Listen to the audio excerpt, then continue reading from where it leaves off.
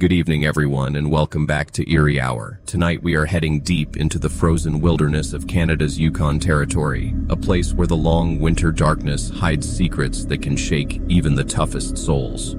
From the old mining camps near Dawson City to the lonely edges of Lake Lurge, we will uncover 10 terrifying true stories that have been buried under snow and silence for generations.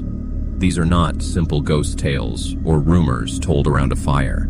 These are real reports of pure evil, strange vanishings that made no sense, and chilling discoveries the authorities quietly tried to keep hidden from the public.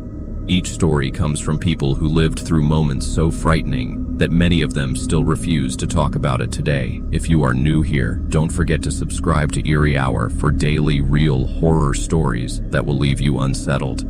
Hit the notification bell so you never miss when the darkness calls. Now, let's step into the cold shadows of the Yukon wilderness, where the last traces of civilization end and terror begins. My name is Claire Bashard, and I work as a dispatcher for the RCMP in Whitehorse. I have been answering emergency calls for more than 8 years now, and in that time I have heard things that would keep most people awake at night. Domestic fights, hunting accidents, missing people, overdoses. You learn to push down your emotions because, on the other end, someone is living the worst day of their life. But one call still stays with me, a call that came in on a frozen Tuesday morning in February of 2019. That was the morning Emma Russo reported that her boyfriend, Marcus LeBlanc, had not come home from what should have been a quick salvage trip to the abandoned Bear Creek compound. Marcus was 34 years old, a mining equipment operator who had been working the goldfields near Dawson City for almost 10 years. He was the kind of Yukon man people relied on. He could fix almost anything with an engine, repair hydraulic systems in freezing weather, and find his way through backcountry roads even in the middle of a blizzard. Emma had been with him for about 3 years, and she told me Marcus was the most dependable man she had ever known. He always called when he said he would, and always came home when he promised. That was why she panicked when he didn't return from Bear Creek on Sunday evening. Marcus had left Saturday morning in his blue Ford pickup, planning to drive about 10 kilometers east of Dawson City to the abandoned mining site. The Bear Creek compound had once been the heart of the Yukon Consolidated Gold Corporation from 1905 until 1966, but now it was under Parks Canada's control. Tours had stopped long ago because of environmental issues, especially mercury contamination left over from mining, though sometimes the site was opened for special events. Marcus had heard through other operators that valuable parts and machinery were still sitting inside the huge machine shop. Hydraulic pumps, cables, electrical equipment, things that could be reused for today's operations. Emma told me Marcus had gone through all the right steps. He had permission from Parks Canada, paid the fees, and had everything in place to remove the equipment safely and legally. This wasn't some shady job. Marcus was a professional who always followed the rules. He planned to spend Saturday checking what was available, sleep in his truck overnight, and then load up what he could on Sunday before heading back to Whitehorse. But when Sunday passed with no sign of him, Emma thought maybe he found more equipment than expected and decided to stay longer. But by Monday night, when there were still no calls, no messages, and no sign of his truck, she knew something was wrong. Marcus carried a satellite phone for exactly this reason. Cell service is unreliable in the Yukon, but a satellite phone works anywhere with clear sky. For him to not answer either device meant something serious had happened. That was when Emma called the RCMP. I answered her call at 9:47 a.m. Tuesday morning. She tried to stay calm, but her voice shook with panic. She gave me everything we needed: Marcus's full name, his truck's license plate, the exact spot he went to, and the timeline of when he was due back. I reassured her we would send a patrol right away. What I didn't tell her was that we had already received reports of something strange near Bear Creek that same weekend. 2 separate callers had phoned us Sunday night saying they heard screams coming from the area. Both lived kilometers away, but in the Yukon's dry, freezing air, sound can travel far. The screams were short, only lasting minutes each time, but loud and disturbing enough that people felt compelled to call us. At first, we thought maybe someone had broken down or was hurt. We sent a patrol car to check the main access road, but the officer didn't see any vehicles or signs of trouble. By then, the screams had stopped, and no one else reported anything further. Now, with Marcus missing and Emma's call fitting the same timeline, those screams felt far more sinister. I dispatched 2 patrol units to Bear Creek immediately and alerted search and rescue in case helicopters or extra teams were needed. Something about this case felt wrong right from the start, though I couldn't say exactly what. The first patrol unit arrived at 11:15 a.m. What they reported back still makes me uneasy. They found Marcus's blue Ford pickup in the compound, parked near the machine shop exactly where he would have left it to start his survey, but the truck's engine was still running. After nearly 3 days and 30-degree nights, the engine hadn't stopped. The gas tank was almost empty, showing the truck had been idling since Saturday morning. The driver's side door stood wide open, yet there were no footprints in the fresh snow that had fallen since Sunday. It was as if Marcus stepped out of the truck and simply vanished. But the most disturbing part was inside. On the passenger seat lay Marcus's heavy parka, the kind no one takes off willingly in that deadly cold. The jacket was soaked in blood, still fresh, not frozen despite the temperature.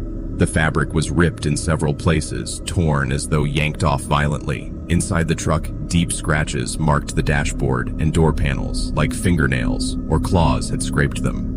On the dash, next to a half-full thermos of still warm coffee, sat Marcus's satellite phone, charged and working. But no calls or messages had been made after Saturday morning. His cell phone was on the floor, screen cracked, as if dropped or thrown. The radio was set to emergency frequency at full volume, as if Marcus had tried to call for help but never got the chance. The search expanded immediately. Teams went through every building in the compound. The machine shop, the offices, the living quarters, the maintenance sheds. They found nothing of Marcus, no blood trail, no sign of where he went after leaving his truck. But in the machine shop, they did find something strange. Heavy machinery, pumps, and massive steel equipment that should have required multiple workers and tools to move had been shifted from their original places. It was as though something incredibly strong had dragged them around with ease.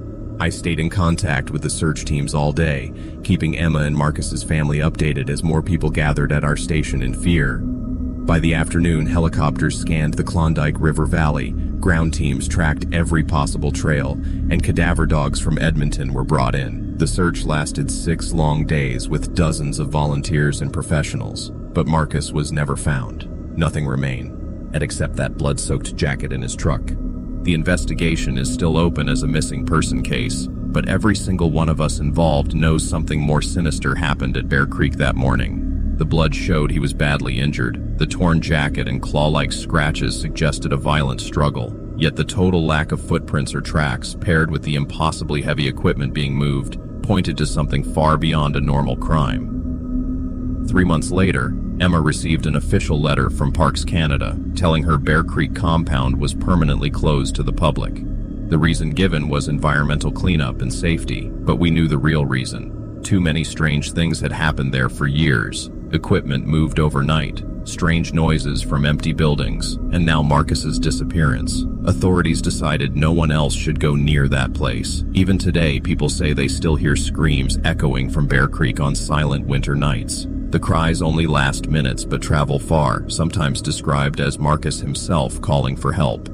Maybe it's just imagination, or maybe not. What I know for certain is this. Marcus LeBlanc went to Bear Creek compound one Saturday morning to salvage old equipment, and he never came back. His truck was found idling, his door open, his jacket soaked in blood. But Marcus himself had vanished as if he had never existed at all. When I was 16 years old, my cousin Etienne and I went on a camping trip along the Mayo River during the summer solstice, and that trip changed everything I believed about the world. It was June of 1997, right after we had finished our sophomore year at Roberts Service High School in Dawson City.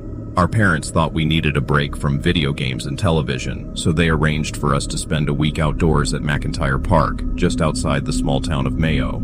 Our families had used the park as a summer retreat for years, and it was a place that felt both familiar and safe. My name is Jean-Baptiste Morin, and what happened on that trip still stays with me to this day. Etienne, my cousin, was more like a brother. He was always the adventurous one, the one who pushed me to try things I normally wouldn't. He was the reason I explored places I shouldn't have, and the reason I stayed up late fishing when I should have been asleep. That summer, we finally convinced our parents to let us camp alone without supervision, saying we were mature enough to handle ourselves. McIntyre Park was the perfect spot, safe, well-kept, with regular patrols by local authorities, yet remote enough to feel like we were on a true wilderness adventure.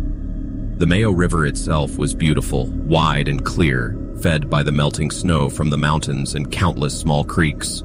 The water was icy cold all year, but clean and rich with fish like Arctic grayling and northern pike, perfect for cooking over a fire. We set up our tent about 50 meters back from the river in a grove of spruce trees that gave us shelter from the wind and some privacy from other campers nearby. Our fishing gear was the best our parents could afford: spinning rods, good reels, boxes filled with lures and bait, and even a small aluminum boat we had trailered from Dawson City just for this trip. For the first 3 days, we caught plenty of fish, grilled them over our fire each evening, and felt proud of ourselves for living off the land the way our ancestors once did. But everything changed on the fourth night, June 21st, the summer solstice, the longest day of the year. That evening, the sun finally set around 11:30 p.m., but the Yukon never gets fully dark at that time of year. Instead, the sky glows with twilight for hours, giving just enough light to see, but turning the world into something strange and dreamlike. Etienne wanted to take advantage of that twilight and insisted we try fishing again, claiming the grayling would be more active in the cool night. I was tired and ready for bed, but he pushed me into it, saying it might be our best chance to catch the huge pike we'd been chasing all week. So around midnight, we pushed our little boat into the water and paddled out to the middle of the Mayo River, where the current slowed and the water deepened. The river there was about 80 meters wide, with gravel bars and small islands creating pools where fish liked to gather. We anchored where we had seen fish earlier that day and began casting our red and white spoons, hoping to tempt a big northern pike. The night was calm, the water smooth except for the gentle current sliding past and the occasional splash of a fish somewhere in the distance. We fished for about an hour, catching a few good grayling and one small pike that we released since it wasn't big enough to keep. We stayed quiet, communicating mostly with hand gestures and whispers so we wouldn't scare the fish or disturb other campers. But as the twilight started fading closer to real darkness, Etienne suddenly grabbed my arm. He pointed to the far shore, his face tight with alarm. Something was in the water, cutting a V-shaped wake as it swam toward us. At first, we thought it was a beaver. That made sense. Beavers are common in the Yukon, strong swimmers, and often active at night. The size of the wake seemed right for a big beaver, and the way it moved steadily through the water matched how they usually behave. We relaxed, assuming it would pass by or turn away once it noticed our boat. Beavers don't usually bother people unless they feel cornered. But as the creature came closer, it became clear this wasn't a beaver. Its swimming was different. Beavers float with their heads above water and their backs showing, making a clear outline. This thing kept only the very top of its head above the surface, moving in a smooth, snake-like motion that no beaver could make. The wake was too large, too steady, suggesting something much bigger and stronger than we had ever seen in the river. And then, as it reached the shallow water near our boat, the creature rose upright. Not like an animal awkwardly trying to balance on its hind legs, but as if it was built to stand. It shifted from swimming to standing in one smooth, natural motion. Now just 10 meters away, we could see it clearly in the dim glow. What stood there made no sense at all. The figure was around 2.5 meters tall, its long arms and legs stretched out of proportion compared to its body. Its skin was dark, whether from its natural color or simply wet in the fading light, I couldn't tell. But the most unsettling detail was its eyes. They glowed with a steady yellow light, not like a reflection from headlights but shining on their own. Bright, unblinking, and far too intense. The glow was bright enough that we could clearly make out the creature's face.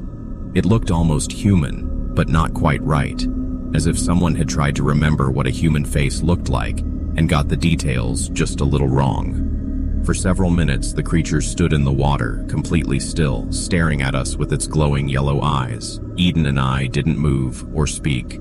We were frozen with fear and wonder, unable to fully grasp what we were looking at, but deep down knowing we were face to face with something that shouldn't exist. It didn't act hostile, but the stillness in the way it stood, perfectly motionless while studying us with obvious intelligence, was terrifying. Then, without warning, it spoke. The words came out in perfect French, not the French we learned in school or heard on TV, but the older kind, the way our grandparents spoke, filled with old phrases and accents long gone from France, but preserved in the Yukon. Its voice was strong and clear, carrying across the water even though it was only speaking in a calm, normal tone. What it said next shattered everything I thought I knew about the world. It said, "You should not be here while the earth is awakening. The ground is shifting, the permafrost is melting, and what was buried is beginning to rise again." Before we could react, it lifted one long arm and pointed at the riverbank behind us. Instantly, images poured into our heads. They weren't coming through our eyes, but straight into our minds. We saw the Yukon as it had been thousands of years ago during the last ice age when massive beasts roamed the land. Giant sloths, mammoths, saber-toothed cats, towering animals that made anything alive today look small. But not everything was familiar. Among those creatures were things that belonged in nightmares, not in any textbook. Monsters with too many eyes, predators with twisted, impossible bodies, and beings that almost looked human, but were something else entirely. We watched in horror as these nightmare creatures hunted everything around them, filling the ancient landscape with chaos and blood. Then the vision changed. We saw them dying off as the ice age ended. But they didn't just vanish. They were trapped, frozen deep into the permafrost as the earth cooled, locked away, but not gone. Layer after layer of frozen ground appeared before us, each holding the remains of animals and things from different times in history. Some of the bodies were still alive, not dead at all, just sleeping, waiting for the ice to thaw so they could wake up again. The visions sped forward and we saw the present Yukon with machines digging, mining, and tearing at the frozen earth. The thaw was happening faster than ever, not just from natural warming, but because of us. First came the familiar animals that scientists already celebrate finding, frozen mammoths, ancient wolves. But then came stranger things, bacteria, DNA, and creatures that had never truly died. They were waking up, still alive, still hungry after thousands of years. The vision ended suddenly. We were back in the boat on the Mayo River, staring at something that should not exist. My thoughts were spinning, trying to make sense of what I'd seen. The creature studied us a moment longer, then spoke again in that same old French. "Zotu," it said, "tell the others what you have seen. Prepare yourselves. Time is running short." Then, without another word, it sank beneath the river. One moment it was standing there, the next it was gone, leaving only ripples spreading across the water. Etienne and I sat in silence, unsure of how much time had passed. Maybe minutes, maybe hours. We waited, staring at the water, hoping or fearing it might reappear. When nothing else happened, we paddled back to shore as fast as we could. That night we sat by the fire, too shaken to even try to sleep. At sunrise, we packed up and left, cutting the trip short by 2 days. When our parents asked why, we just said we got bored and missed home. We never told them what happened. Not our parents, not our friends, no one. Who would have believed us? 2 teenage boys claiming they'd met a water creature that spoke Old French and showed them visions of prehistoric monsters. People would have laughed or said we were crazy. But as the years went by, the truth of what we saw became harder to ignore. Eden went on to study geology at the University of Alberta, later working for the Yukon Geological Survey. He specialized in permafrost, and his research has confirmed almost everything the creature showed us that night. The ground really is thawing faster than ever, releasing plants and animals frozen for thousands of years. Scientists celebrate the discoveries: perfectly preserved mammoths, ancient wolf pups with intact DNA, and even strange bacteria that still survive after being frozen for millennia. To the world, these are wonders of science, but Eden and I know they are warnings. Every few years he calls me, his voice carrying that same concern, telling me of some new discovery, something strange pulled from the thawing ice. He has tried to warn the scientific community of the dangers, but his fears are brushed aside as exaggeration. Still, I know he's right. I believe that what we met in the Mayo River was some kind of guardian, a being that had watched over the frozen earth for ages, keeping balance between the living and the buried. Its warning was never just about the climate. It was something far more terrifying. The permafrost is not just frozen soil, it is a prison, and the locks are melting. My grandfather, Henri Gone, worked as a hunting guide in the Yukon for more than 40 years. In 1987, he led a group of hunters up Keno Hill, but they would never come back down. By then, Grandpère had guided hundreds of trips through the wild country around the old silver mining district, and he knew every trail, every creek crossing, and every dangerous ravine between Mayo and the abandoned mine-end. G-camps. He had built a reputation for getting hunters home safely while helping them bring down trophy moose and caribou, and his name had spread across Canada and even into the United States. People would book years in advance, knowing that a week in the wilderness with him would be the adventure of a lifetime. My name is Gabriel Fournier, and I am telling this story because the official records don't explain what really happened. The RCMP report claimed that 4 hunters from Ontario died after accidentally falling into an abandoned mine shaft on Keno Hill, but that version never made sense to anyone who knew those men or understood the strange details surrounding their disappearance. My grandfather never spoke about what he saw during those October days in 1987, not in public at least, but on his deathbed in 2003, he told me the truth, and I believe people deserve to hear what really happened in that old mining country. The hunters were all from Toronto, successful men in their 40s and 50s who had traveled together for years on annual hunting trips to northern Canada. Richard Lamont was a real estate developer who owned much of downtown Mississauga. Thomas Brennan ran a construction company that had built some of Ontario's biggest projects. David McLeod was an accountant who managed finances for large corporations. Their leader was William Sinclair, a retired military officer who had served in Korea, known for his careful planning and strict discipline. These weren't inexperienced weekend hunters pretending to be outdoorsmen. They were skilled and serious men who had spent weeks every year for more than a decade traveling into some of the most remote hunting grounds in the country. My grandfather had guided them 3 times before, and he considered them some of his most dependable clients. They always listened to instructions, never wandered off on their own, and were experienced enough to be useful rather than burdensome. When they booked the 1987 trip, they specifically asked to hunt near Keno Hill. Even though my grandfather warned them that the area was dangerous, they insisted. The mining district was scattered with old shafts, many hidden under plants and snow, some half collapsed, others dropping straight down for hundreds of feet. It was risky country, even for seasoned hunters, but the men wanted Keno Hill because it had some of the largest moose and caribou in the territory. The isolation meant less hunting pressure, and the game there grew larger than in easier-to-reach areas. After much discussion, my grandfather finally agreed on the condition that they follow his safety rules without question. They set up camp in a sheltered valley about 5 kilometers southwest of the Keno Hill mining complex, far enough from danger but close enough to reach prime hunting grounds.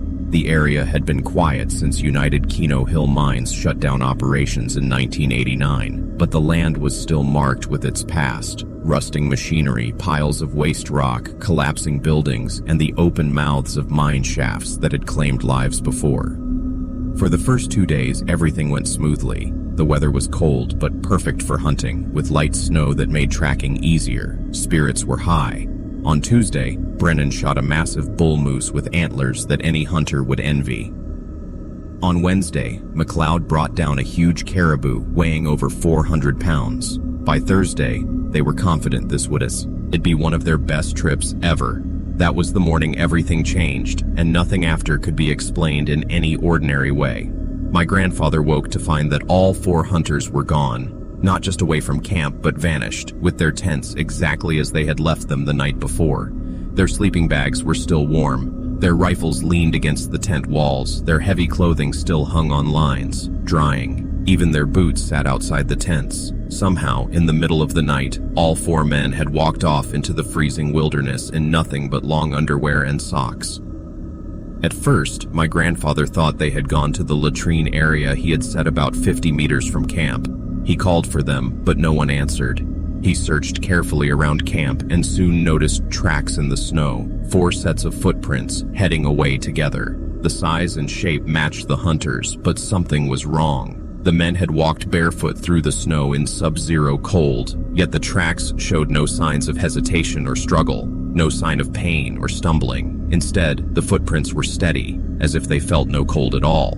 Stranger still, all 4 sets of prints were aligned, perfectly spaced, moving in exact unison as though they were walking in single file with the same stride and rhythm. My grandfather had tracked animals and people his entire life, but he had never seen anything like this. He followed the tracks for more than 2 kilometers through forest and over rocky ground that would have torn bare feet to shreds. Yet the prints continued in that same steady pace, leading straight toward the mining complex. His unease grew as he realized they were heading toward the deepest shafts in the district, huge vertical tunnels plunging hundreds of feet into the earth. These weren't the small prospect pits scattered across the hills. These were yawning shafts, dangerous even to approach.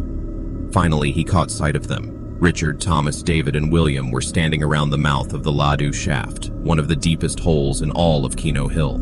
They stood in a perfect circle, staring silently into the darkness below.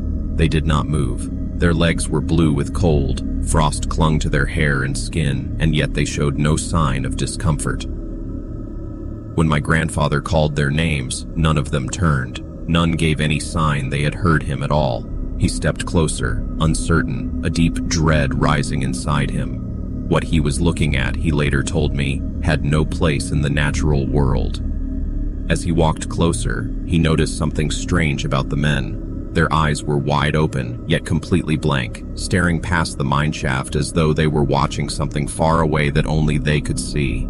Their breathing was slow and shallow, perfectly steady, as though they were in a trance or some deep meditative state. What unsettled him most was how their breathing lined up, each inhale and exhale happening at the exact same moment, as though they were all sharing one set of lungs. He tried shaking them, yelling at them, even slapping their faces, but nothing broke the spell. They stood motionless, locked in place, gazing into the shaft with that empty, far-off look. For 10 long minutes, he tried to wake them, but nothing worked. Finally, he made the difficult choice to hike back to camp and grab the emergency radio.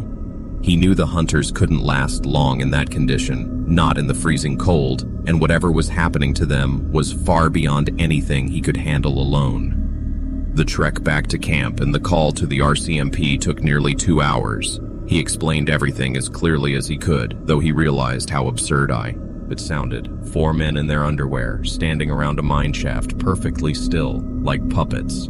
The dispatcher took him seriously and said a rescue helicopter would be sent immediately, along with a full team prepared for any medical emergency. Relief washed over him, but when he led the officers and paramedics back to the mine shaft 3 hours later, the scene had changed completely.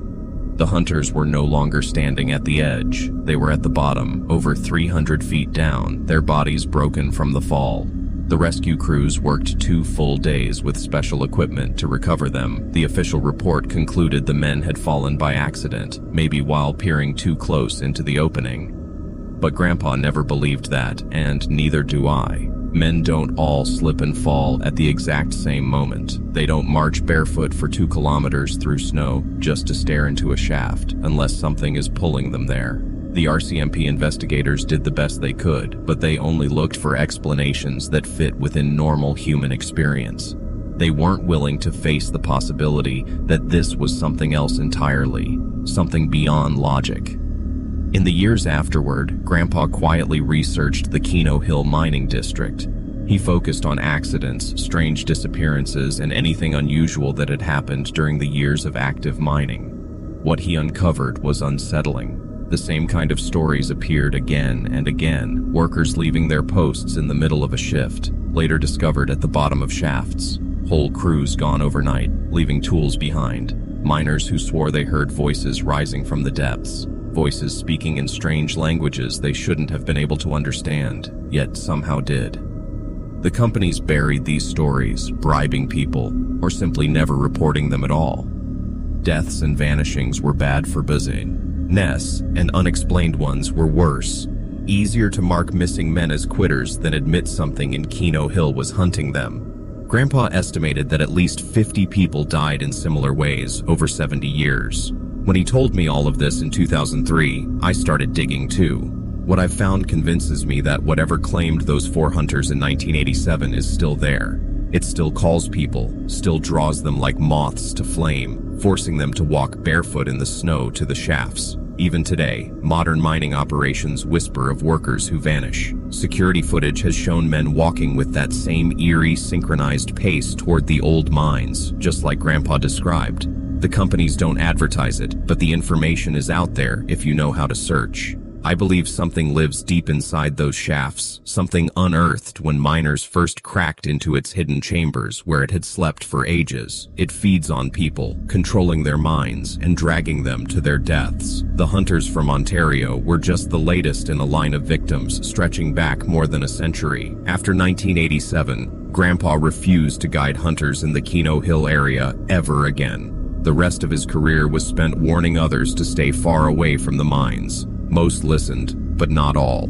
Every few years, another so-called accident would happen. Another group found at the bottom of a shaft. No clear reason how they ended up there. The cycle hasn't stopped. It will continue until someone finds a way to destroy whatever waits in those deep, dark tunnels. My name is Robert Sinclair, and I worked as a forensic investigator in the Yukon Territory. In 1992, I was involved in a case that became the most disturbing of my entire career, a case that still shadows me to this day.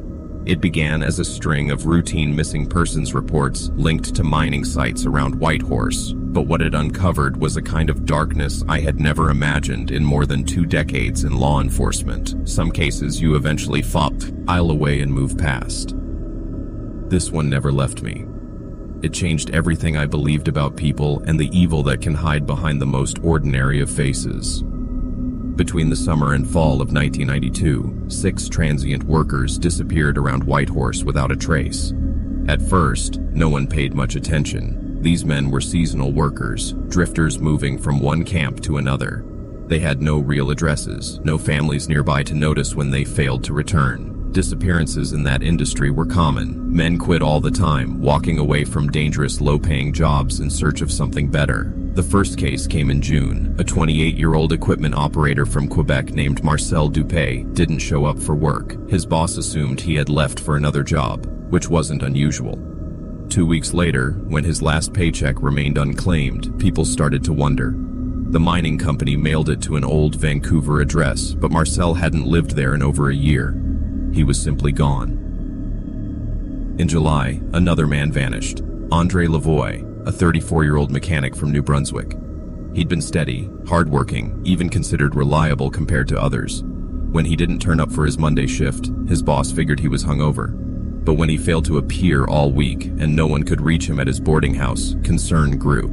By August, the pattern became harder to ignore. Francois Ballon disappeared near Carmax. In September, Pierre Gahn vanished from Riverdale. In early October, Louise Caron went missing near Braeburn. Each case was nearly identical. A worker failed to appear, their belongings left untouched, their pay left uncollected, and no sign of where they had gone. By late October, even the most doubtful foreman knew something wasn't right. 5 men in 4 months, all French-Canadian, all single, aged between 25 and 40. They shared no close ties to the Yukon and each vanished without being seen leaving. It was as though they had been swallowed up. The RCMP launched a formal investigation in November, and I was assigned to lead it. My first step was speaking with supervisors, co-workers, anyone who knew them. That's when a troubling connection surfaced. All of the missing men had spent time at the same bar in Whitehorse, a rough place called the Northern Lights. It was a working-class tavern where miners, construction workers, and drifters gathered. Even more curious, witnesses said each man had been seen speaking with the same person, a man named Douglas Maloud. He was middle-aged, worked as an equipment supplier, and was well known in the mining community. He had moved to Whitehorse in 1985 and built a thriving business supplying tools and machinery. People described him as trustworthy, offering fair prices and dependable service. He had friends across most of the companies in the region, but he was also a regular at the Northern Lights, often buying drinks for miners while chatting about work opportunities. Witnesses recalled seeing him approach each of the missing men, talking with them about jobs at remote sites, always offering the hint of better pay and new opportunities. He would often tell the men that he could personally drive them to these new jobs, explaining that the mining companies would cover his travel costs once they were officially hired. To men who were broke or desperate for steadier pay, his offers sounded almost too good to pass up. With this information in hand, I secured a warrant to search both Mlaud's business office and his home. What we found there was the most disturbing scene of my entire career. Mlaud lived by himself in a large log home on the edge of Whitehorse, tucked away on 10 acres of forest that gave him complete privacy. From the outside, the place looked ordinary, like any other Yukon property. 2 stories, rustic charm, nothing suspicious. But the basement told a much darker story. It had been turned into something straight out of a nightmare, more fitting for a horror film than a residence. The basement was a full butcher shop, equipped with industrial cutting machines, refrigeration units, and specialized tools for carving meat. But it was immediately clear that none of this had been used for animals. Inside the industrial freezers, we found human remains, neatly wrapped, labeled with dates, and even marked with what looked like cooking instructions. The work tables bore stains of human blood and tissue, and the knives and saws had been used to take apart human bodies with the cold precision of a skilled butcher. The worst discovery was a detailed journal Mlaud had kept, writing down everything with the same care he used in his business records. Page after page explained how he chose his victims at the Northern Lights Tavern, how he gained their trust with job offers, then lured them to his property with the promise of rides to remote mining sites. Once inside his house, he drugged them, killed them, and used the basement equipment to process their bodies. The journal revealed he wasn't just killing, he was eating portions of the flesh himself, saving the rest for later. The evidence showed Mlaud had been doing this for at least 3 years before we caught him. The 5 men who went missing in 1992 were just the most recent names in a much longer trail of victims. His journal, combined with the remains we found, suggested he had murdered at least 12 people, all of them transient workers who matched the same vulnerable profile. His belated property and his good standing as a respected businessman gave him the perfect cover to carry on unnoticed. When we arrested him at his office in downtown Whitehorse, he didn't resist. He offered no denial, no anger. If anything, he seemed relieved it was over, as if living this double life had become a burden he could no longer carry. He openly confessed to all of the murders and even helped us locate more human remains buried around his land. Mlaud was convicted of 12 counts of first-degree murder and given life in prison without any chance of parole. He was transferred to a maximum security prison in British Columbia, where he was expected to spend the rest of his life. But in 1995, only 3 years after his sentencing, Mlaud died from what was reported as a heart attack. His death left many unanswered questions, including the true number of people he had killed and whether more remains were hidden in places we never found. To make matters worse, the investigation uncovered that Mlaud had been selling processed meat to restaurants and food suppliers in Whitehorse, passing it off as wild game like moose or caribou. Lab tests later confirmed that some of this so-called game meat was human flesh. That meant an unknown number of people in Whitehorse had unknowingly eaten parts of his victims. This horrifying detail was never released publicly, since authorities believed it would cause mass panic without serving any real purpose. The Northern Lights Tavern never recovered from the scandal. 6 months after Mlaud's arrest, it closed for good. Nobody needed to shut it down officially. The community simply abandoned it. The building stood vacant for years until it was finally demolished and replaced with a parking lot. Mlaud's home and the surrounding property were seized by the government, but no one has ever been able to live there. Multiple attempts to sell or redevelop the land failed because people said the place carried an oppressive, unsettling energy that drove them away.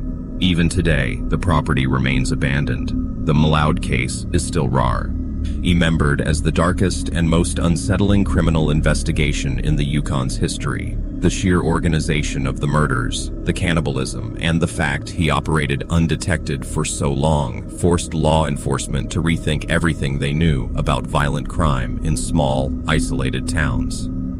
It also revealed just how easy it was for predators to target transient workers, people who lived without permanent addresses or family nearby, to notice when they vanished.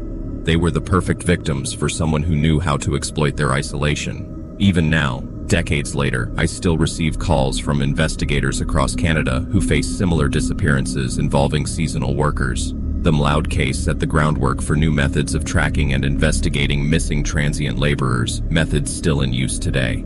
But the case is more than just a lesson in procedure. It's a grim reminder that the most dangerous predators are not the ones lurking in shadows, but the ones who seem the most ordinary. The people who blend in, who smile and shake your hand, who no one would ever suspect. They hide in plain sight, waiting for the right moment to reveal what they really are. When I was 28, my wife Marianne and I thought we had found our own version of paradise. We bought a cabin on Lake Lurge, believing it was the perfect retreat. Only later did we learn why the previous owners left in such a hurry. This was in March of 1994, when we had been living in Vancouver for almost 5 years. Both of us worked demanding jobs in the tech industry, and the stress was grinding us down. The idea of having a quiet escape deep in the Yukon wilderness seemed like the perfect cure. Lake Lurge had everything we dreamed of: clear water, pristine forests, and a silence so pure it felt unreal. My name is Fipe Arsenault, and I need to tell you what happened that first winter at the cabin, because it shattered everything we thought we knew about the natural world.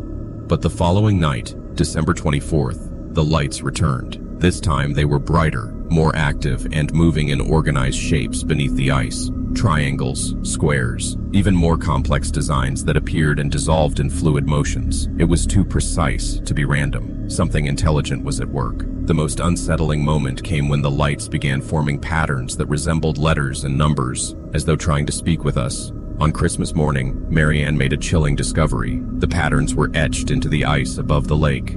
Perfect shapes, burned or melted into the surface, with straight lines and flawless curves that no natural process could have created. It was as if something beneath the ice had left us a message. The marks were about 3 inches deep, and what struck us most was that they had not refrozen, even in the freezing temperatures. That meant whatever had created them must have given off a powerful heat, strong enough to burn straight into solid ice. Over the days that followed, the strange blue lights under the lake grew more restless, more active, and the shapes they made became more detailed and recognizable. By the time New Year's Eve arrived, the mystery deepened even further. The lights were no longer forming random shapes or symbols, but were actually spelling out words, names, and even dates. What made our blood run cold was that the names were not just any names. They belonged to real people who had drowned in Lake Lurge over the years. Sarah Mackenzie, 1973. Robert Wilson, 1981. Jennifer Lavoie, 1987. Marie Gong, 1990. Each name was paired with a date, and when we later checked, they matched exactly with records of drowning cases from the last 2 decades. The meaning was terrifying. What we were witnessing wasn't a natural occurrence or some strange quirk of science. It was something supernatural. It seemed as tall. Oh, the very souls of those who had drowned were trapped beneath the ice, desperately trying to reach the living world. The way the lights moved and spelled things out left no doubt that there was intelligence behind it, and the realization left both of us shaken. Suddenly, the mystery of why the previous owners of the cabin had abandoned it so quickly began to make sense. They had surely seen the same eerie messages on the lake, and unlike us, had decided they couldn't bear to stay. Then, on the 2nd of January, the messages changed once again. This time, the lights didn't only show names and dates. They began spelling out pleas for help. In one area near the shore, the words, "Find my body," appeared. Not long after, other messages followed. "Tell my family what happened. Help us rest." As the days passed, the words became more desperate and emotional, forming heartbreaking phrases like, "Please do not ignore us," and "We have been waiting so long." It was as if the spirits were not only reaching out but begging us to help them. It became clear to both Marianne and me that this was no longer just strange phenomena. It was a call for help from those who had never been able to move on. The rest of our stay became consumed with researching the stories behind these names. Using the cabin's old radio phone, we contacted the RCMP in Whitehorse to ask for records about the drownings connected to Lake Lurge. The information we received confirmed everything the spirits had been trying to tell us.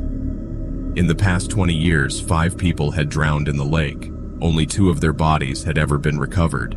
The others, Sarah Mackenzie, Jennifer Lavoie, and Marie Gong, had simply vanished under the water, leaving behind families who never had the peace of knowing what had really happened. The lights seemed determined to guide us, and they would cluster in certain areas of the frozen lake, shining so brightly that there was no mistaking their meaning. By gathering GPS coordinates of these spots, we understood they were pointing us directly to where the missing bodies had sunk long ago. We carefully recorded every detail and gave all the information to the RCMP when we returned to Whitehorse later that January. At first, the authorities were doubtful of our story, dismissing it as imagination, stress, or exaggeration. But they eventually agreed to investigate the areas we had identified once spring came and the lake thawed enough for divers. In May of 1995, divers entered the waters under RCMP supervision, and what they found proved beyond all doubt that what we had seen had been real. The remains of all 3 missing victims were recovered from exactly where the lights had shown us. Families who had spent years waiting for closure finally had the chance to bury their loved ones properly. It was heartbreaking and relieving all at once, but it was also clear that the lake had been holding these secrets for far too long. After that, something remarkable happened. Once the bodies were taken from the lake and given proper burials, the lights beneath Lake Lurge vanished completely.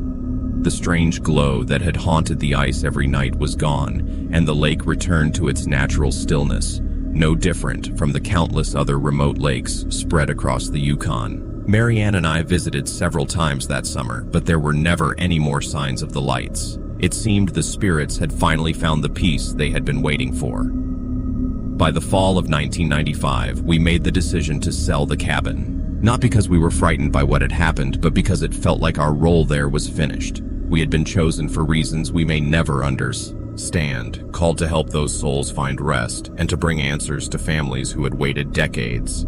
That was the purpose we had unknowingly stepped into. The experience changed us both forever. It reshaped everything we thought we knew about life, death, and what might linger beyond. I became convinced that certain places, especially those tied to sudden or tragic deaths, can act as gateways between the living and the dead. Lake Lurge had been one of those places. The lights, we realized, had never been a danger. They were the cries of souls desperate to finish their journey, reaching through the frozen barrier to beg for help. In their messages of grief and longing, we saw not horror, but a desperate attempt to be heard after years of silence. Music. My name is Michelle Tremblay, and I coordinate search and rescue operations out of Dawson City. In 2003, I found myself caught in one of the strangest cases I have ever worked. I've been involved in emergency response for nearly 15 years, and in that time, I've handled everything from deadly mining accidents to small aircraft crashes to hunters stranded in brutal blizzards. The Yukon is harsh and unforgiving, a place where one small mistake or a twist of fate can mean the difference between life and death. Most of the cases I see follow a familiar pattern. Even if the ending is tragic, there's usually a logical chain of events. But then there are rare cases that refuse to fit into reason. Cases that tear apart everything you thought you understood about human behavior and the natural world. The one I'm about to tell you happened in late August of 2003, during what should have been perfect weather for scientific fieldwork. A team of 3 geologists from the University of British Columbia had set out to study mineral deposits in the Oglev Mountains, a remote range about 200 kilometers northeast of Dawson City, near the Arctic Circle. The team included Dr. James Sinclair, a 45-year-old professor with over 20 years of experience leading expeditions, Dr. Sarah Malaud, a 32-year-old mineral exploration specialist who had worked extensively across northern Canada, and Martin Dubois, a 26-year-old graduate student finishing his master's degree. Their project was funded by the Canadian Geological Survey and aimed to search for rare earth minerals in regions that hadn't been properly studied before. The Oglev Mountains were an ideal target because of their unique rock formations, which were similar to other areas known to hold valuable deposits. The team was well prepared. They carried advanced geological instruments, satellite communication equipment, and enough provisions to last 2 weeks in isolation. They also filed precise itineraries with both the university and our search and rescue center, complete with exact coordinates of their base camp and scheduled check-in times. Dr. Sinclair was known for his strict safety standards, insisting that every protocol be followed without exception. Dr. Malaud was equally respected, with years of fieldwork in some of Canada's harshest terrains. Martin may have been younger and less experienced, but he had been chosen carefully for his skills and ability to follow orders. They established their base camp on August 22nd in a valley surrounded by sharp peaks that rose over 2,000 meters high. The location gave them good access to the formations they wanted to study, as well as shelter and a steady water source. A high-frequency radio allowed them to check in with our center twice a day at 8 a.m. and 6 p.m., keeping us updated on their progress and ensuring their safety. For the first 4 days, everything went smoothly. Each check-in came on time. Dr. Sinclair's reports were calm, clear, and full of detail about their research. He described the samples collected, the measurements taken, and their plans for the next day. The weather was perfect. Clear skies, mild temperatures, no storms in sight. Their final radio check-in came on the evening of August 26th. Dr. Sinclair explained that they had finished their surveys around camp and were planning to head to a ridge about 3 kilometers northwest the following morning to gather more samples. It seemed like just another ordinary report at the time, but what happened next would become one of the most puzzling and unsettling search and rescue cases of my entire career. He reported that all 3 members of the team were in good health, their gear was working fine, and they had enough food and fuel to finish their work as planned. The radio check sounded normal and routine, with nothing unusual that would suggest a problem. But when the team failed to make their regular radio call on the morning of August 27th, our center tried to reach them right away. The rules required contact within an hour of the scheduled time, and if that didn't happen, an automatic response had to be launched. We called repeatedly on both their main and backup frequencies all morning, but no one answered from the camp. By midday, we had no choice but to move into emergency mode and start preparing for a search and rescue. A helicopter carrying rescue workers was sent to their last reported location that same afternoon. The flight to their base camp lasted about an hour and a half, taking the crew over some of the roughest and most remote land in the Yukon. When the helicopter reached the coordinates given by Dr. Sinclair, the team quickly spotted the site and confirmed the camp was safe. There, with all the equipment and supplies in place, but there was no trace of the researchers themselves. What the rescue team saw at the camp was unsettling. All 3 tents stood upright and looked untouched, as if nothing had disturbed them. Their tools and gear were neatly arranged in the way you'd expect during normal field work. Geological instruments were still operating, continuing to log data as they had been programmed. A meal that looked like it had been mid-preparation sat on the camp stove with dishes and utensils laid out, as if the team had just stepped away for a moment. Inside the tents, belongings were neatly stored, showing no sign that anyone had left in a hurry or packed under stress.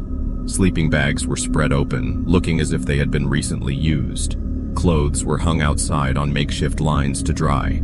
Their research notebooks lay open on tables, with detailed entries dated August 26th describing their work that day. Most troubling of all, the emergency radio was still switched on and working, meaning they should have been able to answer us when we called. The helicopter team scanned the surrounding area from above, covering nearly 100 square kilometers of mountains, valleys, and creeks. Every possible place within walking distance of the camp was searched for signs of the missing team. Ground teams were dropped at different points to search closer in the areas where the helicopter couldn't see well. The hunt went on for 3 days, using 2 helicopters, a dozen ground crew, and trained dogs brought to find missing people. Finally, on August 30th, 5 days after the team had first failed to check in, they were located. A helicopter crew spotted the 3 researchers walking in slow, steady circles around their own camp, about 50 meters from the tents. They were moving in a perfectly formed circle about 20 meters wide. All 3 looked severely weakened from cold and dehydration, even though the weather had been mild and there had been plenty of food and water left in camp. When rescuers went to them, the researchers did not react. They kept pacing their circle, staring straight ahead with empty expressions, seeming to not notice the helicopter or the people speaking to them. They ignored commands, didn't flinch at touch, and showed no awareness of their condition. Their movements were stiff and mechanical, almost like they were following some invisible instructions, all in perfect rhythm with one another. The strangest detail was the clear path their circling had worn into the ground, proving they had been doing this for days without stopping. The rescuers quickly evacuated them to a hospital in Whitehorse. Doctors found they were suffering from exhaustion, dehydration, and exposure, the kind of strain that comes from spending days outside without proper food or shelter. But there were no injuries, no illnesses, and no traces of drugs or toxins that could explain the odd behavior or the memory loss that followed. Over the next weeks, psychological tests showed that all three had completely lost memory of the time between the evening of August 26th and the day they were found, August 30th. Each of them remembered making the last radio call that night and talking about their plans for the next day, but after that, there was only emptiness until waking up in the hospital. Medical scans and lab tests offered no answers, showing nothing wrong that could explain their blackout. They were kept in the hospital for 2 weeks, while doctors tried to understand if there was a lasting health risk, but nothing new was discovered. Their mental clarity slowly returned, but the missing days stayed gone, locked away permanently. No therapy or hypnosis could bring those memories back. Soon after, all three researchers gave up their careers. Dr. Sinclair retired completely and moved to a quiet farming town in southern Ontario, where he took a job as a high school science teacher. Dr. Mloud joined a private consulting firm that dealt with city projects far from remote wilderness. Martin Dubois left geology altogether, enrolling in law school for a career that would keep him safe in offices and courtrooms. None of them ever agreed to speak about what happened and turned down all requests for interviews, no matter how much journalists or scientists pressed. The official report filed by RCMP and the university only stated that the three had suffered a shared psychological episode caused by stress, isolation, or unknown environmental triggers. No clear cause was ever found. The site in the Oglev Mountains was shut down quietly after that. The university canceled any future surveys there, citing safety and funding, while the Geological Survey removed it from their list of key areas. The abandoned equipment and samples were retrieved and returned, but the research was never published or studied further.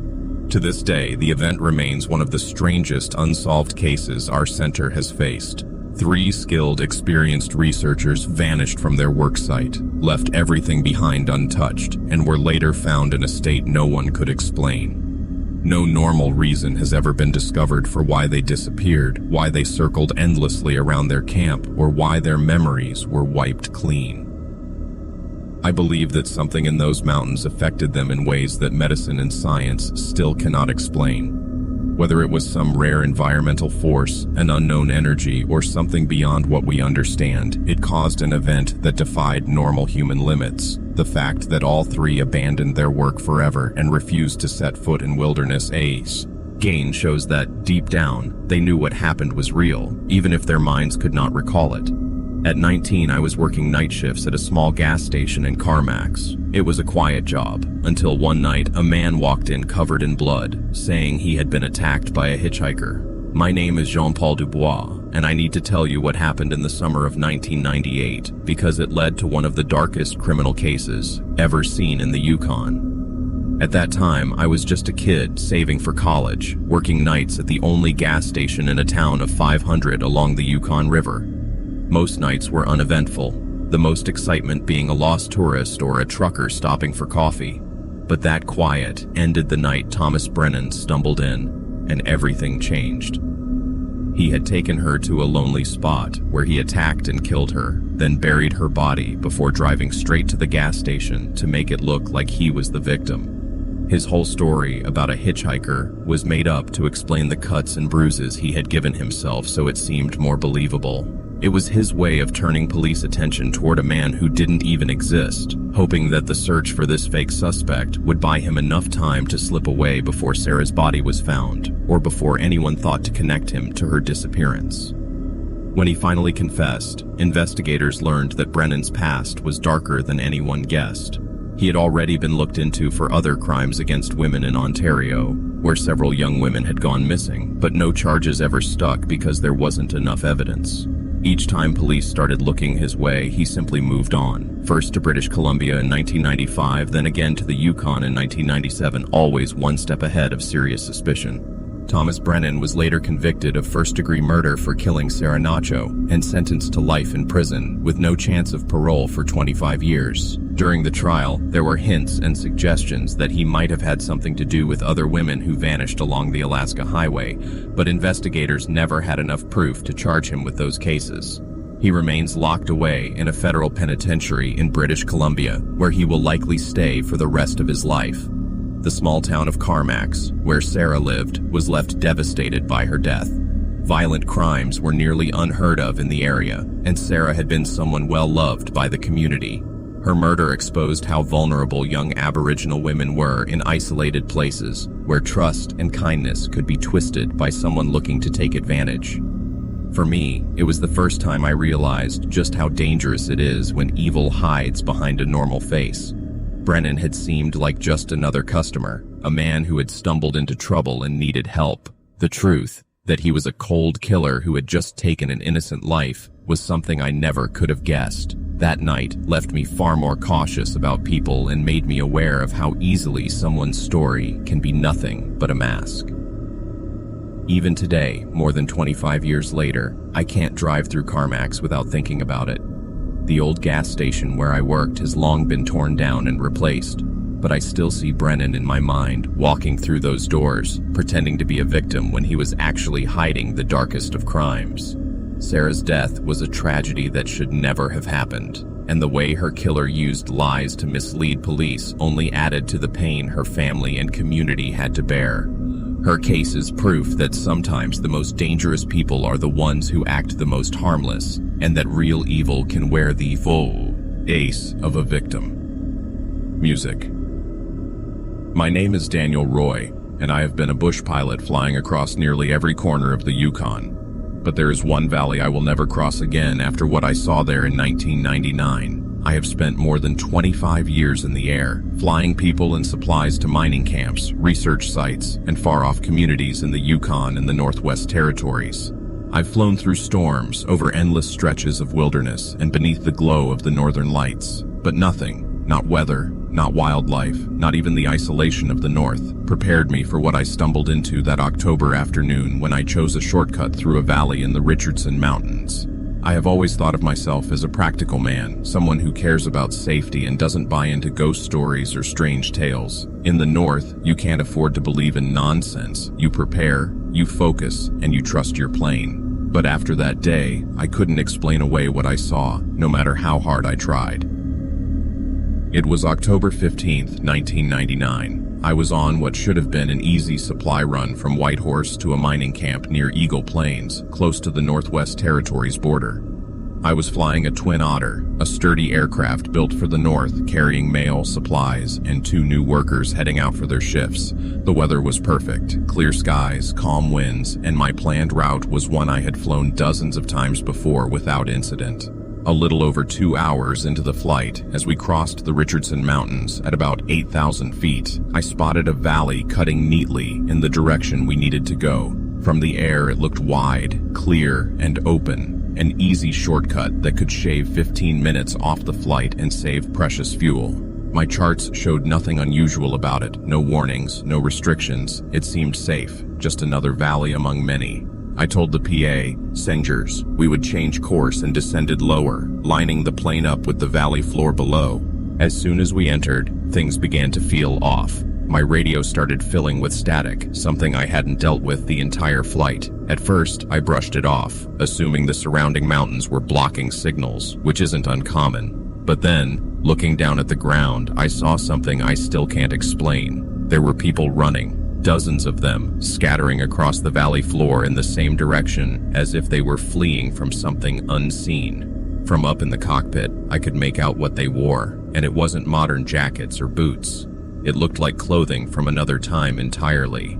I thought maybe it was a group in trouble, hikers being chased by wildlife or in desperate need of help. I started to maneuver lower for a closer look, but as I did, the scene below began to feel wrong. These people weren't moving in any normal way. They were running faster than anyone could across such terrain, scaling slopes and clearing ravines as if the ground didn't resist them at all. And worse still, they weren't fully solid. They looked more like shadows or projections, not flesh and blood. The unease deepened when they suddenly stopped running and turned their faces upward. From that distance, I should never have been able to see their features, but I could. Every face showed raw terror, eyes wide, mouths open in silent screams that somehow carried up to us. The next moment, the screams were no longer silent. They came through our radios, sharp and clear, even over the roar of the engines, even though it should have been impossible. The sound tore through the cabin, not just fear, but something far worse, like voices caught in endless suffering. The two men with me noticed it too. Claude, one of the workers, asked if there was some emergency broadcast breaking through, while Michelle pointed out the window, clearly seeing the figures, just as I did.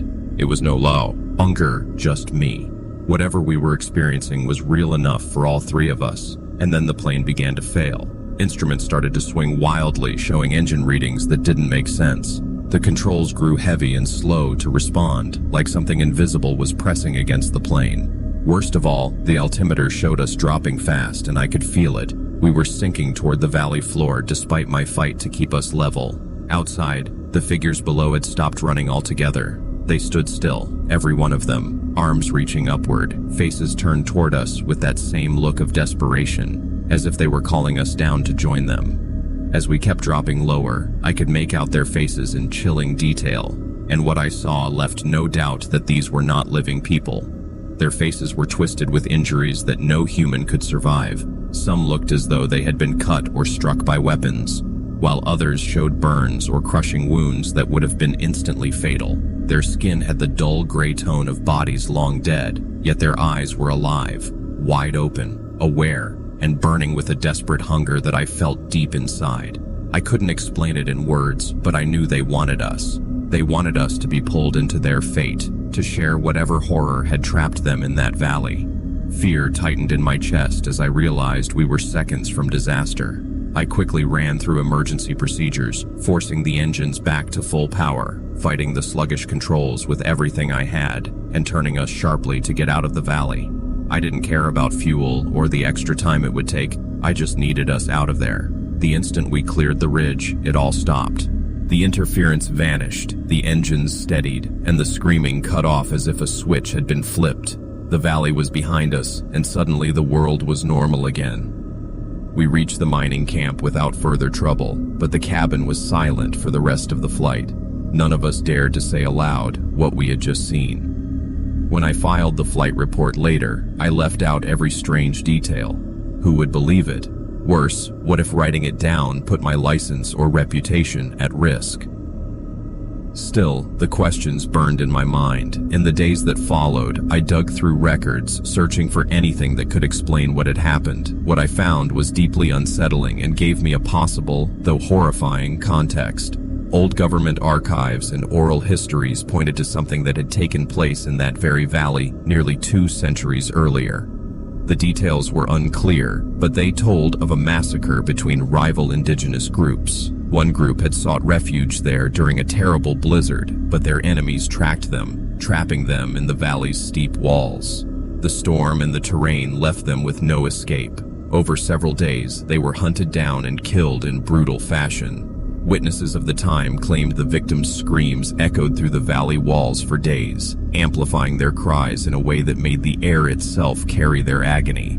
Generations later, the valley was remembered as cursed ground.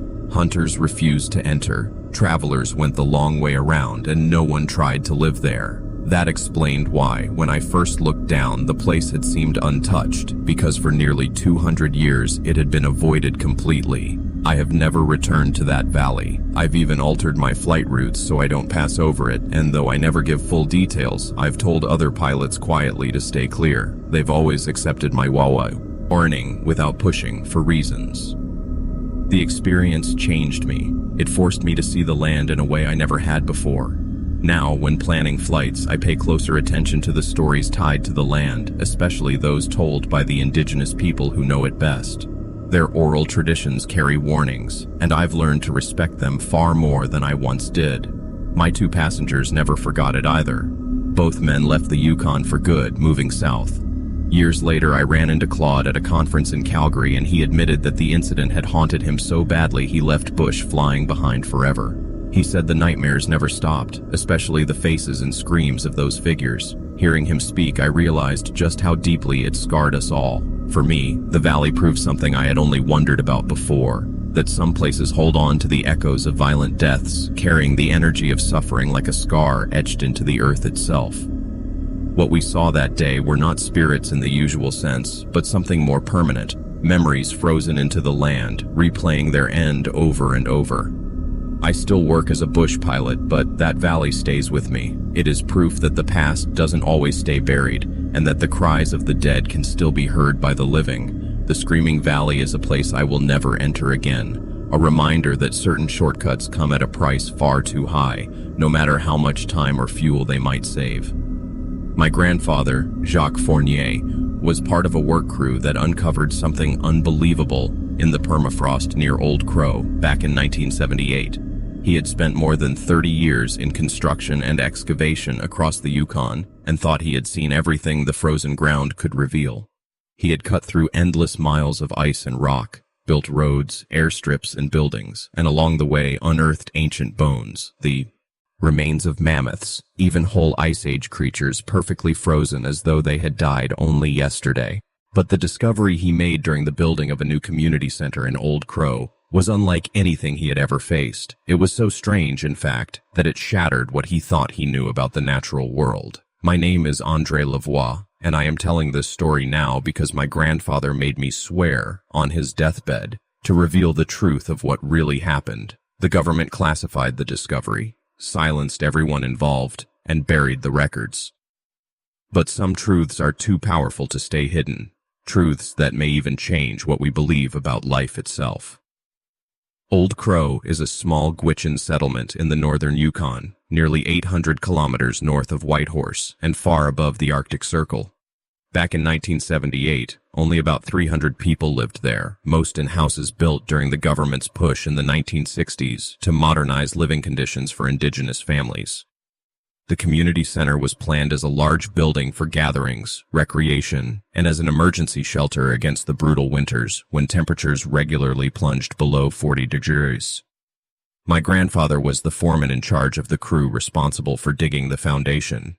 It had to be solid, dug down about 4 feet to protect the building from shifting with the permafrost. That was no easy task.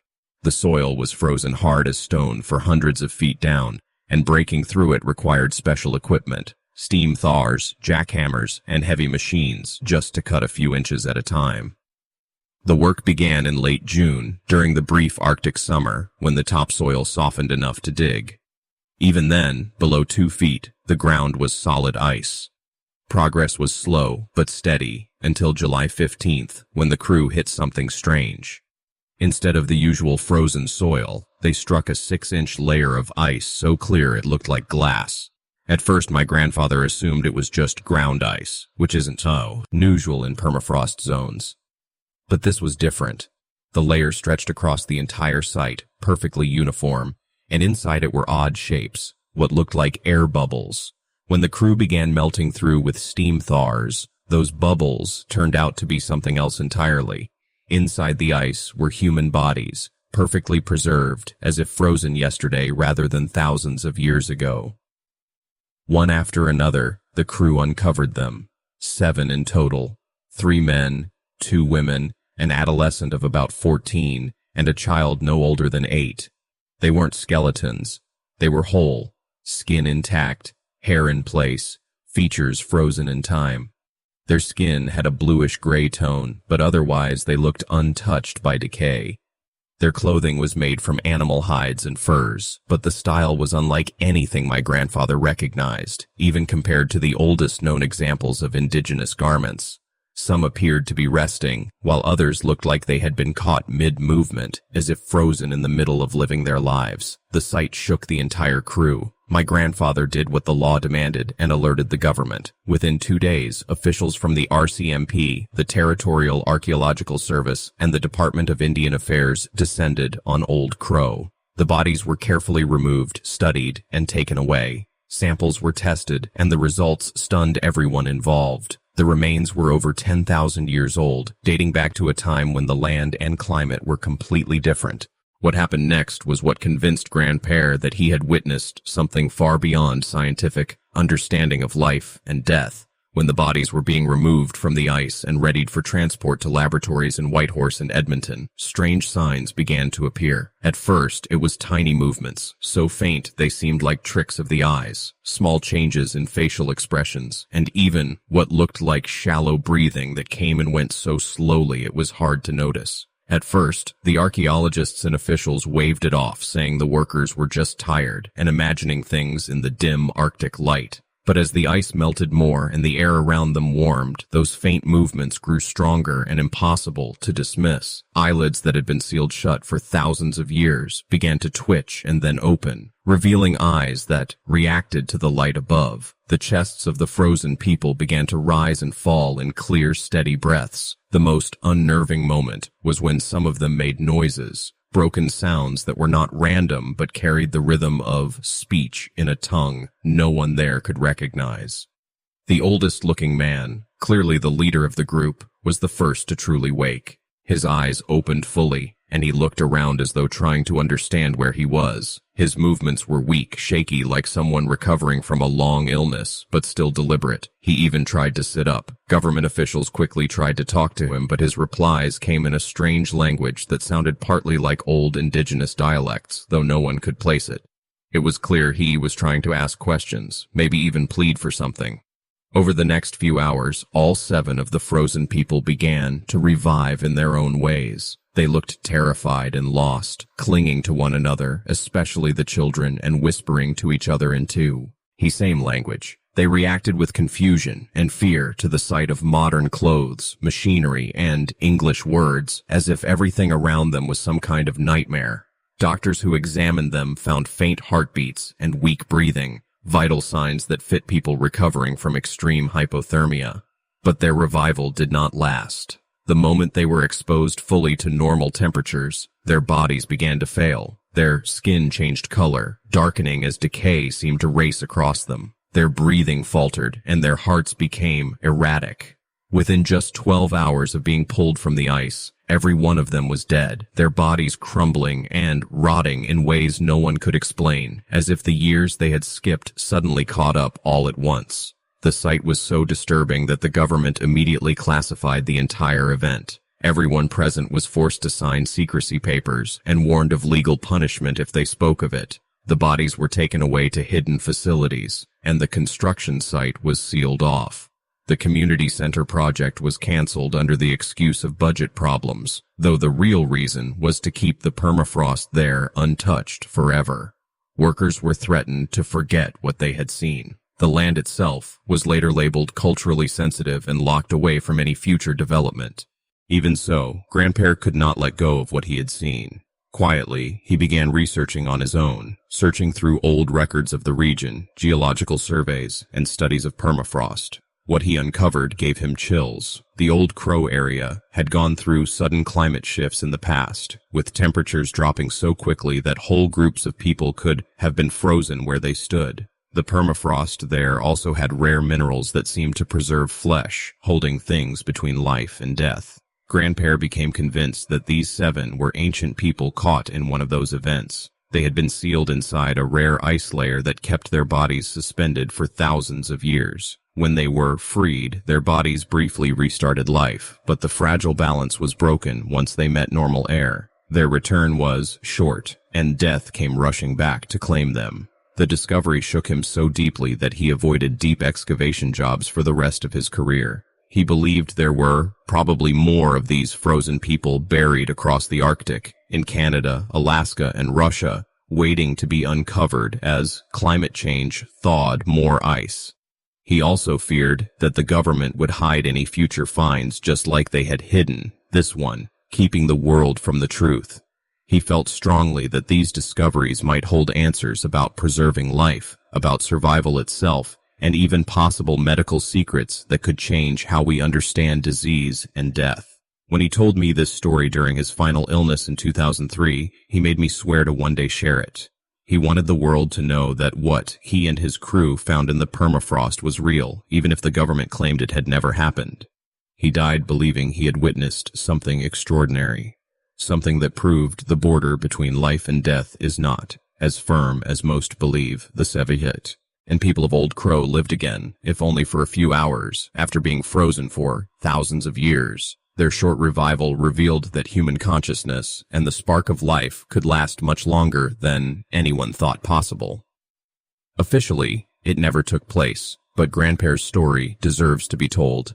To this day, I believe, there are others still trapped in the frozen earth, waiting silently as the Arctic thaws. Every one of them is more than an archaeological discovery. They are a glimpse into possibilities that question everything we know about life itself. The frozen survivors of Old Crow may have been the first found in Canadian lands, but they will not be the last, and their brief, eerie return proved that the lines we draw between life and death are not nearly as permanent as we think. My great-grandmother, Amélie Lavoie, lived through the Klondike Gold Rush. On her deathbed, she told me about the winter of 1898, when starvation drove men to unthinkable acts. Grandmère had been one of the few women who had made the treacherous journey over the Chilkoot Pass to reach the goldfields of the Klondike. Arriving in Dawson City during the height of the gold rush fever, when tens of thousands of prospectors were flooding into the territory in search of fortune. She had come not as a prospector herself, but as the wife of a man who had been convinced that the stories of easy gold were true, and who had mortgaged everything they owned to finance the journey to what he believed would be their salvation from poverty. My name is Simone Gong, and I'm telling you this story because Grandmère made me promise that the truth about what happened during that terrible winter would not be forgotten, even though it was something that the survivors had agreed never to speak about publicly. The events she described took place during one of the harshest winters in Yukon history, when temperatures dropped to 60 degrees F and stayed there for weeks at a time, and when even the most experienced northern residents struggled to survive the unrelenting cold and darkness. By the fall of 1898, the initial excitement of the Klondike Gold Rush had given way to harsh reality for most of the stampeders who had made the difficult journey north. The richest and easiest gold had already been claimed by the first prospectors, and those who arrived later had to search smaller, less promising claims or push into dangerous, remote areas where chances of striking it rich were slim. But the dangers were severe. Many of the new arrivals, full of hope but carrying little money, found themselves trapped in the Yukon as winter closed in. They had no way to return home and no supplies to face the brutal season ahead. My great-grandfather, Fipe, was one of them. He had gone north full of belief, but as the weather turned, he found himself in a desperate situation. He had spent the summer working a claim on Bonanza Creek, but the gold he managed to find barely covered the cost of food and tools. By September, it became clear that he would not have enough to buy passage back to Quebec before the rivers froze solid, cutting off travel. Like hundreds of others stuck in the same hopeless position, he decided to stay through the winter and hope to survive until spring, gambling on better luck the following year. The trouble was, Fipe, like most of the newcomers, had no real understanding of what a Yukon winter really meant. He had grown up in Quebec, where winters were harsh, but nothing compared to the endless cold and darkness of the subarctic. Worse, he had not gathered enough food, fuel, or clothing to make it through the season, and by October, it was too late to get what he needed. In desperation, he joined 5 other prospectors who were facing the same grim future, and together they agreed to share whatever they had and stay in one cabin near the mouth of El Dorado Creek. The group included my great-grandfather, a man named Antoine Beru from New Brunswick, who had once worked as a logger, 2 brothers named Paul and Henri Dubois from Ontario who had been farmers, and an older man named Joseph Martineau from Manitoba, who had experience in the fur trade and was the only one with real knowledge of how to survive northern winters. The cabin they moved into was sturdy and large enough for 6 men, but it sat in a lonely, isolated place more than 20 kilometers from the nearest neighbor. And once the trails closed, there would be no way to reach Dawson City until the snow melted in spring. Together, they had collected enough food to last about 4 months if they rationed carefully, along with enough wood and coal to keep warm through the worst of the cold. Compared to many others, they felt reasonably well prepared for the long season ahead, but the winter of 1898 to 1899 came early and harder than anyone expected. By the middle of October, the temperature was already below 30 degrees, and by November, the cold grew so bitter that stepping outside for more than a few minutes was dangerous. Heavy snowstorms began in early November and continued almost every day, quickly burying the cabin in drifts so deep that even snowshoes could not cut through. By December, the men were cut off completely. With no chance of help until spring, their food supply, which had seemed enough, began running out faster than expected. The extreme cold forced them to eat more just to stay alive, and the confinement inside meant they could not hunt or trap to add to their stores. By January, their meals were down to almost nothing. By February, they knew starvation would come before the thaw. It was during this time of growing hunger that Gromer said Antoine began taking what he called hunting trips, leaving the cabin for hours despite the freezing cold, then returning with small cuts of meat. He said he caught rabbits or ptarmigan in snares. The others were thankful for the food, though they wondered why he succeeded when they had failed. The meat was always chopped and stewed with other scraps, so it was hard to tell what animal it came from. As the weeks dragged on, while the others wasted away, Antoine stayed stronger, still making trips, still bringing meat, though his answers about where he found it were vague. And when the others asked to go with him, he refused, saying too many people would scare away game. The first disappearance happened in March when Paul Dubois didn't wake up one morning. Antoine said Paul had died during the night from starvation and the cold, which seemed believable given how weak they all were. But when the others wanted to see the body and plan a burial, Antoine told them he had already taken care of it, dragging the body outside to prevent disease. The others accepted this at first, though my great-grandfather grew uneasy. A week later, Henri Dubois also vanished during the night. Again, Antoine said he had died from malnutrition, and again, he said he disposed of the body quickly. By this point, Philippe and Joseph were growing suspicious, watching the pattern of deaths and Antoine's strange secrecy. Even more troubling, they noticed that Antoine's hunting trips became fewer after the deaths, yet meat still appeared in their pot. The truth began to surface when Philippe found bones behind the cabin, buried shallowly in the snow. The bones were far too large to belong to rabbits or any Yukon animal, and some still had scraps of clothing or items that had belonged to the Dubois brothers. Horrified, he confronted Antoine, who first denied it, but soon admitted the terrible truth. He confessed that he had been killing the others and eating their flesh to stay alive. From the start, he had been planning it, even cutting their rations short to weaken them, making sure they would be too feeble to resist when he chose his time. The meat he had shared had been their companions all along.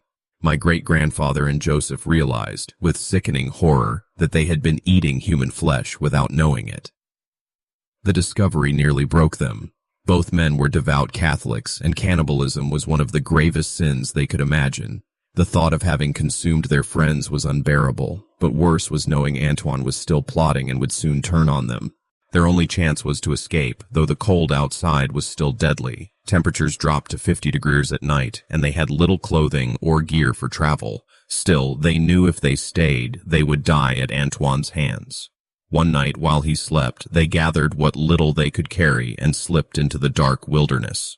The trip to Dawson City should have been a single day's walk in better weather, but it took them nearly a week. They stumbled through deep snow, half blind with exhaustion, taking turns carrying one another when one could not go on. At night, they dug snow holes and huddled together for warmth, praying to survive until dawn. Frostbite took hold of their hands and feet, and Joseph developed a harsh cough that later grew into pneumonia. Somehow, they reached Dawson City alive, frostbitten and broken, but alive enough to tell their story to the Northwest Mounted Police. The police set out for the cabin and found Antoine Beru near death, too weak to fight, surrounded by the butchered remains of the others. He confessed fully to the murders and cannibalism and was taken back to Dawson City for trial. Investigators discovered he had been killing and eating his companions for nearly 2 months, and that he had planned it all from the very beginning.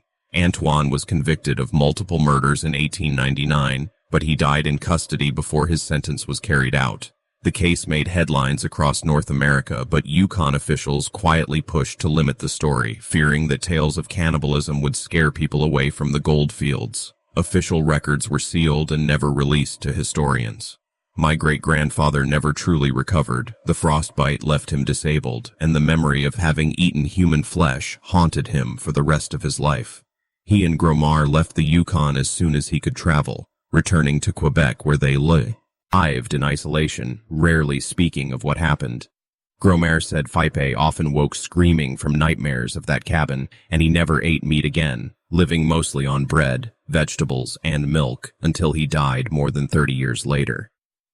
When Gromar told me this story in 1965, she said others had whispered of cannibalism during the Klondike Rush, cases buried by officials to protect the territory's reputation.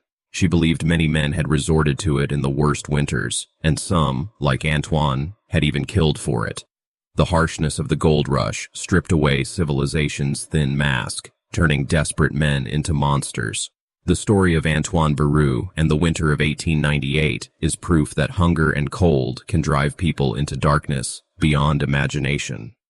The Klondike was not only about riches and adventure, but also about suffering, despair, and moral collapse. For every prospector who returned home wealthy, there were dozens who froze, starved, or were consumed by disease or violence. And some, like Antoine, crossed a line so terrible that it showed how fragile human decency truly is, and how quickly it can vanish when survival is at stake.